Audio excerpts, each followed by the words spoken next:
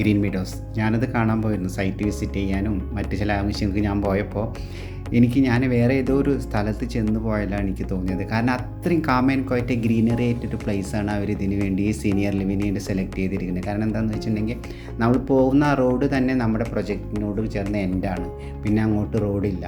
അപ്പോൾ നമുക്ക് ട്രാഫിക്കോ അല്ലെങ്കിൽ മറ്റ് പ്രശ്നങ്ങളോ ഒന്നുമില്ല. നമുക്ക് ഏത് സമയം കംഫർട്ടബിളായിട്ട് നടക്കാനും എല്ലാം പറ്റുന്ന ഒരു ഏരിയ ഫസ്റ്റ്ലി. പിന്നെ പറയുകയാണെങ്കിൽ എന്താ ഫുള്ളി ഗ്രീനറി. അത് ഞാൻ പറയുന്നത് പോലെ ശരിക്കും കണ്ടാലേ നമുക്ക് റിയലൈസ് ചെയ്യാൻ പറ്റുള്ളൂ. ആ മലകളും അതുപോലെ ആ ചെറിയ പാടവും ഒക്കെ കൂടെ നമ്മൾ ഏതോ ഒരു ലോകത്ത് ചെന്ന പോലെ എനിക്ക് തോന്നിയത്.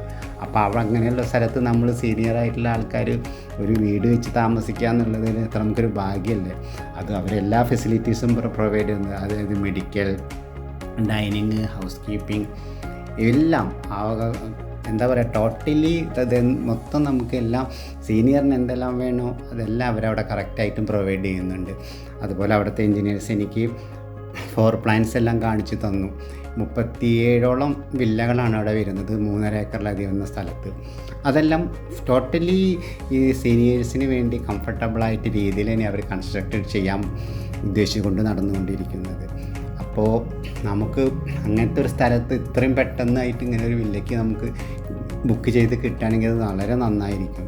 എൻ്റെ റിലേറ്റീവ്സിന് ഞാൻ റെക്കമെൻഡ് ചെയ്തിട്ടുണ്ടായിരുന്നു ഈ പ്രൊജക്റ്റ്, തൃശ്ശൂർ പ്രൊജക്റ്റ്.